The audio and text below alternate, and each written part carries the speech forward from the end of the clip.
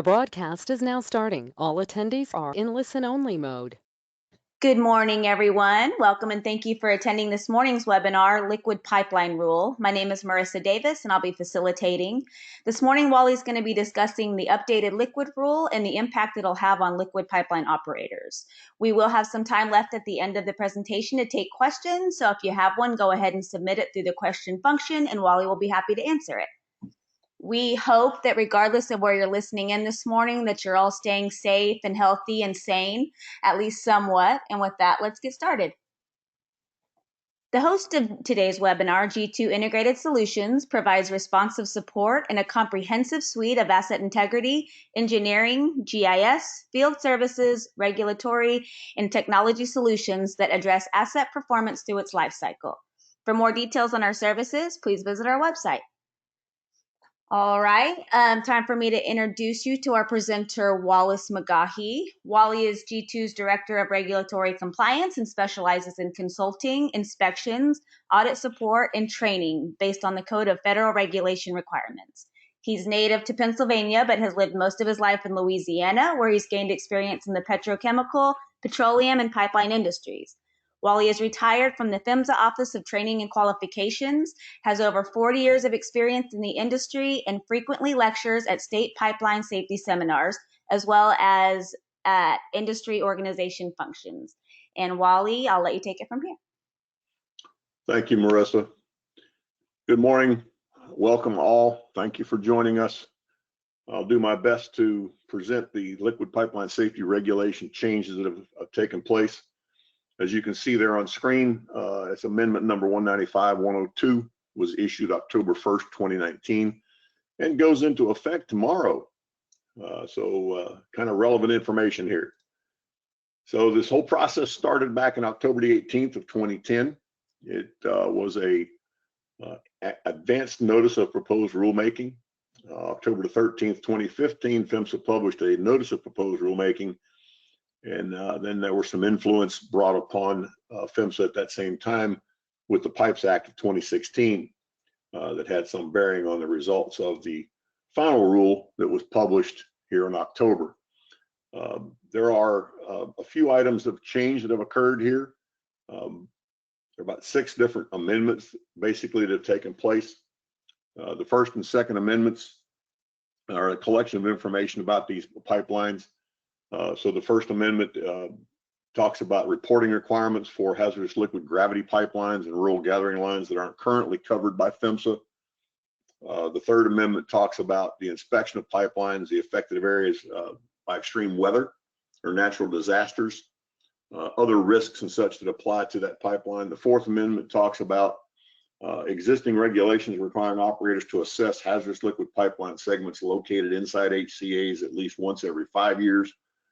And the assessments will provide important information to operators about the condition of those pipelines, including the existence of any internal or external corrosion or deformation on those pipelines. The Fifth Amendment talks about the use of leak detection systems. That's going to be for anything except offshore gathering and regulated rural gathering pipelines. The Sixth talks about requirements for all pipelines. Capable of accommodating inline inspection tools within the next 20 years. Of course, I mean, there's always that caveat, unless the basic construction cannot be modified to permit that accommodation. Those inline inspection tools are an effective means to assess the integrity of a pipeline and broadens the use of the ILI tool will improve the detection of anomalies and prevent or mitigate future accidents in high-risk areas. So 195.1 will start off with the changes that have occurred there. Which pipelines are covered by this part is the part of 195.1 talks about gravity lines, and it also talks about gathering lines. So for the purpose of this part, recording requirements are being extended in subpart B. Any gathering line not already covered by A1, 2, 3, or 4 is now included. And for the gravity lines, it's for reporting requirements of subpart B. Gravity lines now have to be reported as well, except the reports are not reporting requirements of subpart B For 195.15, the transportation of petroleum through onshore rural gathering line does not meet the definition of a regulated rural gathering line. The exception does not apply to gathering lines in the inlets of the Gulf of Mexico. Definition change for hazardous liquid. The old definition read hazardous liquid means petroleum, petroleum products, and hydrous ammonia or ethanol. Now it's been expanded to other non-petroleum fuels, including biofuels. So those non-petroleum fuels which are flammable, toxic, or would be harmful to the environment is now part of the definition of a hazardous liquid. In the incorporated by reference section of the regulation, section G3 has been changed from 195.591 alone to now 195.120 and 195.591. And 120, of course, is talking about ILI tools, the passage of internal inspection devices, and brings into regulation the NACE Standard Practice 0102, 2010 edition. What requirements apply to pipelines transporting hazardous liquids by gravity? The scope now says pipelines that transport hazardous liquid by gravity must comply with the reporting requirements subpart B. We talked about that earlier in the amendment structure. The implementation period for that is going to be for subpart B reporting is effective March 31st, 2021. So your next annual report. Accident and safety related condition reporting becomes effective January the 1st, 2021. And of course, there are exceptions for low stress, less than a mile, doesn't cross a navigable waterway. PHMSA is making sure that the addition of these gravity lines doesn't change the definition of what is regulated and what's not. The reporting requirements are now included as well for 195.52, 61, and 65. Don't apply to the transportation of gravity flow lines. And of course, drug and alcohol testing does not apply as well. Gathering lines that are not 195.11 regulated lines that are not already covered by 195.18, 1, 2, 3, and 4 we talked about earlier are now included. The exceptions apply to the reporting requirements for 195.52. This is the actual code language change that's occurred for that portion of the code. The implementation periods, again, January 1st, 2021 for that reporting. Owners or operators of a hazardous liquid pipeline facility following an accident involving a pipeline, the safety data sheets has been added by 195.65. So that if you have an accident, of course, an accident includes a release of product. If you have an accident and there's a release of product, you have to provide the federal on-scene coordinator or any appropriate state or local emergency responders within 6 hours with the safety data sheet for the product in the pipeline. So that information has to be available. For 195.120, the passage of internal inspection devices, talks about all new pipeline and replacement pipelines, manifold station piping and such that don't allow passage of that ILI device will be excluded. There's an impracticability statement there, of course. If that's the case, you must notify PHMSA of the impracticability of using the device. For emergencies, you may be able to make a replacement of your pipeline or a repair to your pipeline. It doesn't have to be pickable, but you must notify PHMSA of that situation through 190.9 for approval. And if, of course, PHMSA denies that, then you have to go back and redo your work, making it pickable within 1 year of that denial. So for all new pipeline and all replacement pipeline, it must be built so that it can accommodate the passage of an inspection of an ILI device. So if you have pipelines that are in the process of being constructed, you want to make certain that you're building them in such a fashion that they will be able to accommodate an ILI device.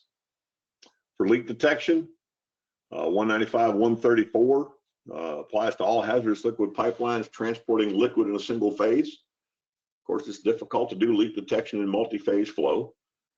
You have to comply with 195.444 not later than October 1st of 2024 for all existing pipelines and not later than October 1st, 2020 for pipelines constructed on or after October 1st, 2019, which simply means that if you are currently in a construction program and that program will not be completed before October 1st, 2020, you need to make sure that it has a leak detection system installed on that pipeline.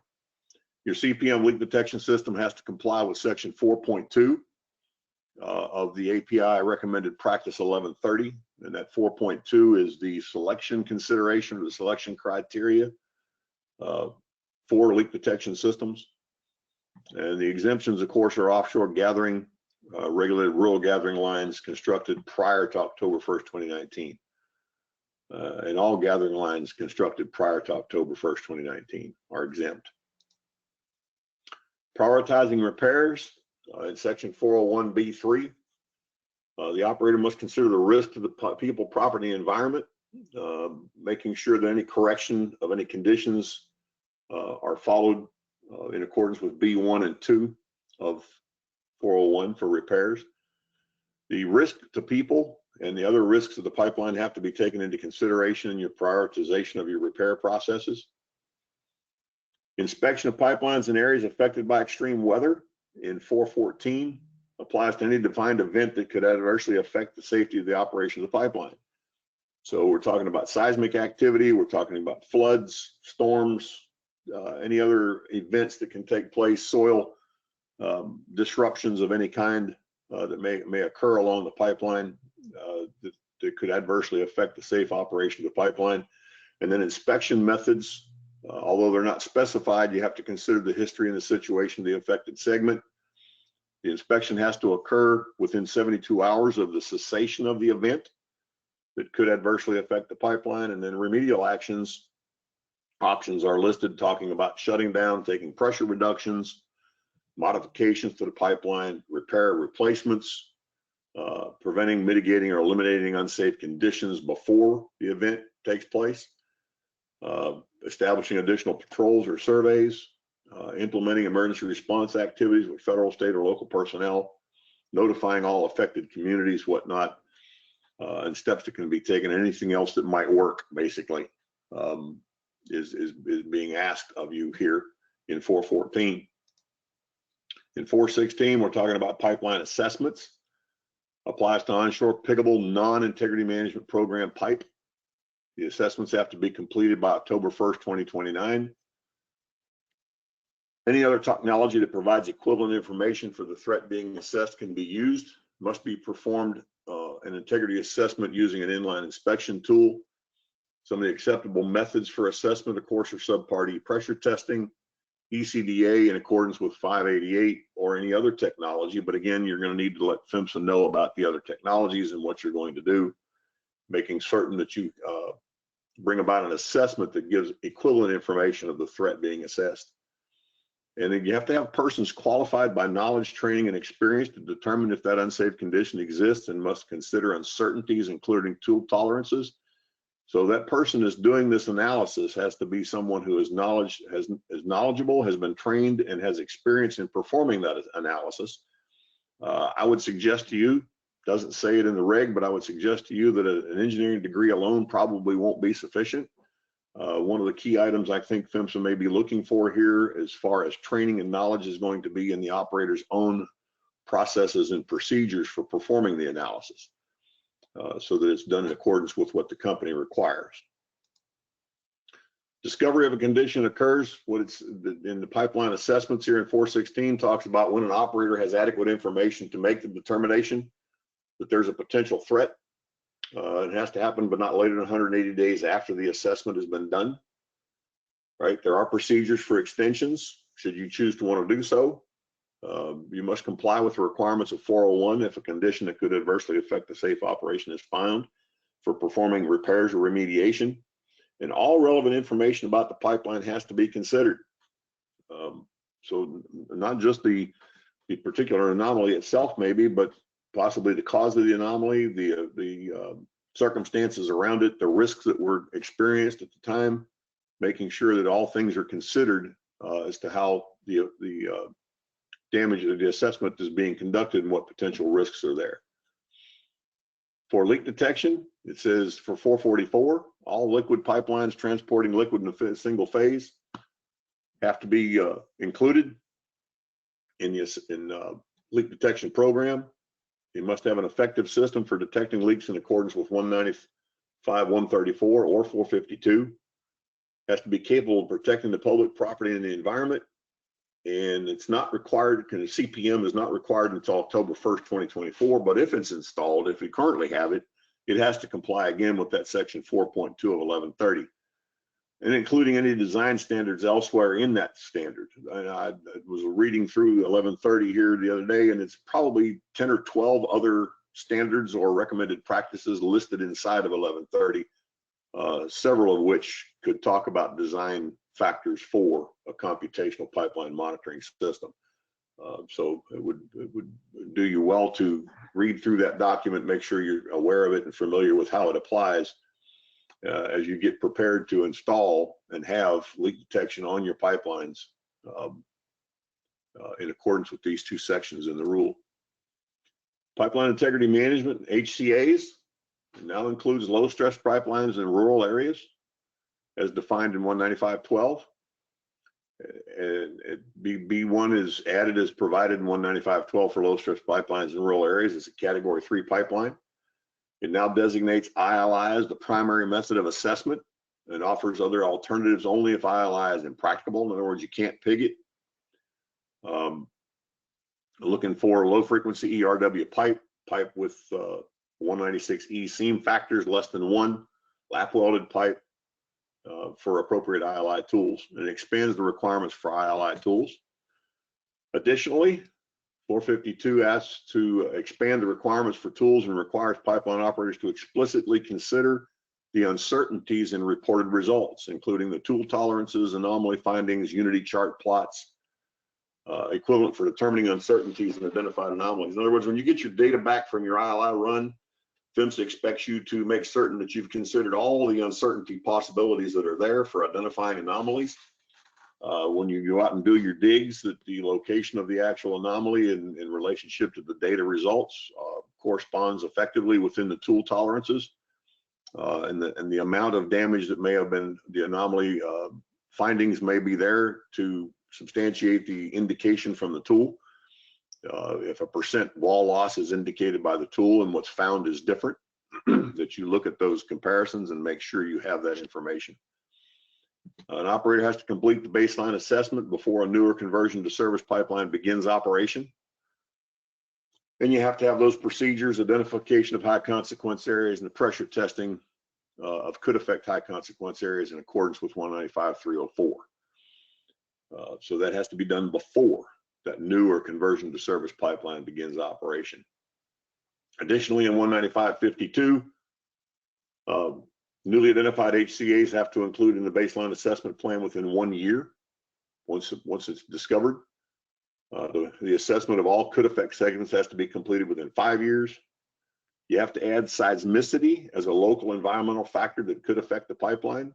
So you're going to need to go out and get the seismic data for the pipeline right-of-ways that you have for your facilities, and see what seismic activity has occurred in the past, what levels of seismicity, impacts of seismic activity are there, and whether or not they are a risk associated with your pipeline. So you're going to need to make that determination. PHMSA believes seismicity has always been a condition that should have been considered in the rules, but they have now added it to the language, and they did the same with the gas rule, that seismicity be a factor. And there are now 21 attributes that must be integrated into your detailed information analysis, and the interrelationship amongst the data has to be analyzed as well. So those 21 attributes have to be considered, and if any of those are interrelated conditions, that you have to consider that data in your analysis as to how they may impact each other. Again, in 452H1, you have to comply with 422 when making a repair. Is replaced by an operator must comply with all other applicable requirements in this part for remediating a condition. In repairing its pipeline system, ensure the repairs are made in a safe and timely manner, prevent damage to persons, property, and environment. The calculation methods used for an anomaly evaluation must be applicable for the range of relevant threats. That's that 21 items we talked about a moment ago. And of course, the last sentence here is probably the most problematic for you. The calculation methods used for anomaly evaluation must be applicable for the range of relevant threats, making sure you've taken in each of those threats into consideration. 452H2 adds, if the operator believes 180 days are impractical, they must notify PHMSA in accordance with paragraph M with an expected date and adequate information when that adequate information will become available. So you just can't ask for the date. You got to give them a reason, give an explanation, technical justification for why your 180-day period is not going to work. Seismicity of the area is a relevant risk factor, has been added to 452. And J2 is going to be recaptioned from evaluation to verifying covered segments, making sure that all risk factors have be verified annually, not to exceed 15 months. Consider all information, those interrelationships again, document decisions regarding remediation, and complete your first annual verification by July 1st, 2021. So these requirements now for 452, you've got a year to get the procedures and stuff in place, and the 21 items listed in your program, and address those items in your risk analysis of your pipeline. Section N talks about a combination of instrumented internal inspection. Smart pigs, 195-120 has been added to that area of the regulation. 195-452, pipelines have to be pickable by July 2nd, 2040. HCAs identified after July 2nd, 2035 must be pickable within the first 5 years of the identification of that pipeline segment. And of course, you can again petition under 190.9, finding that a pipeline cannot be modified to allow that ILI device to pass by. And whether or not you would abandon or shut down the pipeline as a result of the cost to comply with the requirement. So you can petition PHMSA for a variance there to not have to do that work. And of course, emergencies are the same as they were for 195-120. As long as you petition PHMSA for your emergency reason for not making it pickable, and if they deny it again, that request, you'll have a year following that emergency repair condition to get it made pickable. And then integrity assessments for certain pipelines located in a high consequence area, again, only applies in HCA that is not offshore, and only to pipelines that is more than 150 feet below the surface of a body of water. So for assessments for certain underwater hazards, if the pipeline is in an HCA that's not offshore, and only the pipelines that are more than 150 feet below the surface of a body of water, the ILI inspection at least once every 12 months has to be conducted. Other assessments have to include route surveys, depth of cover surveys, pressure tests, ECDA surveys, or any other technology at a frequency commensurate with the risk posed to the body of water. So this is over and above anything you're doing in 452 requirements, this integrity assessment for underwater liquid pipelines. And again, it's 150 feet below the surface of the water where it has to be considered. And that, folks, is the end of the changes that have occurred in 195 effective tomorrow. As you saw, there are some varying effective dates in there as well. So now we'll take an opportunity for you to ask any questions. Should you have them, I'll do my best to try to answer them. Thank you, Wally. Let's see. I don't.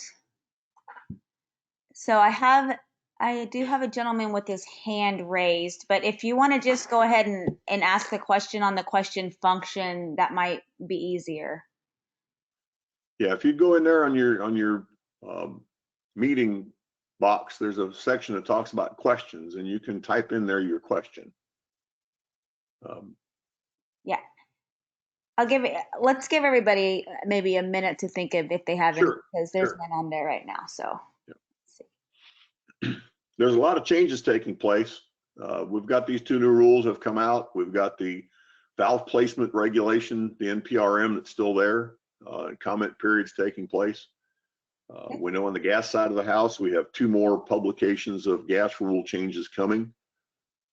The quote unquote mega rule was divided into 3 parts. We've got part 1, so we've got 2 and 3 yet to come. So for you folks in the compliance side of the house, you got a lot of work coming up.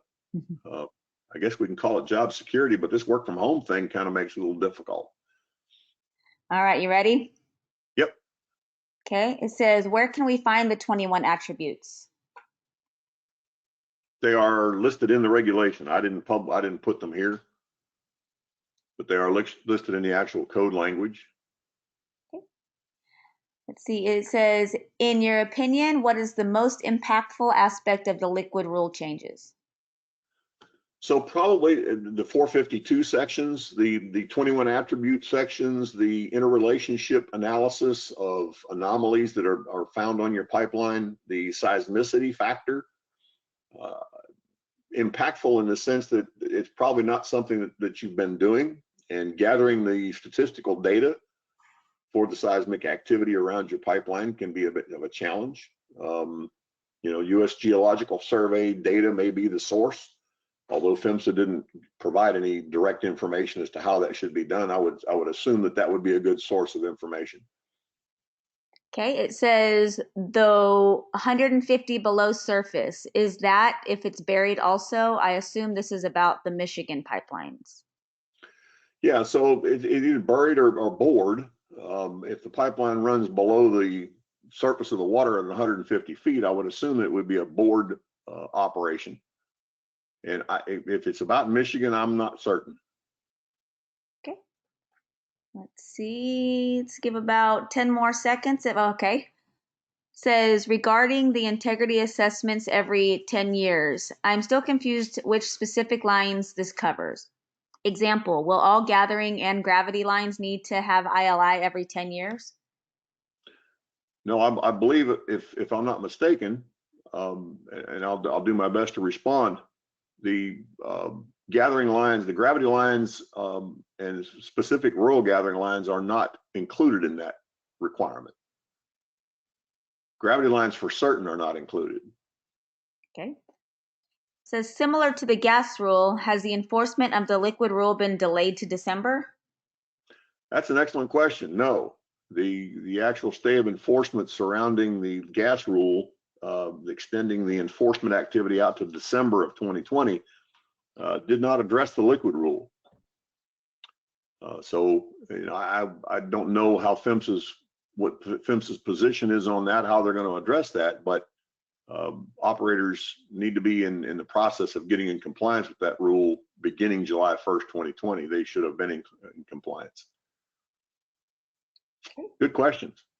Well, back to the 150 foot, the discussion occurred at the public meeting when this rule was talked about, and it strictly was represented as being below the surface of the water. So, the body of water above the pipeline, for whatever the circumstances are, that pipeline is now 150 feet below the surface of the water, is the condition. So if somebody comes and builds a dam and a reservoir appears on top of your pipeline, and it's 150 feet below the surface of the water, then you're going to have to comply with these parts of the requirements. Okay. That's all the questions we have. So I guess I'll give everybody their 32-ish minutes back. I'll be sending out, and if you do have questions after this, you can either email Wally directly, and his email address is in the presentation that I'll send you, or you can email me at marissa.davis@g2-is.com, and I can put you in touch with Wally. I'll be sending out a copy of the presentation as well as a link to the recording sometime today or tomorrow, so be on the lookout for that. Enjoy the rest of your Tuesday. Have a wonderful 4th of July, and thanks for joining us. Thanks, Wally. You bet. Thank you all for attending. I appreciate it.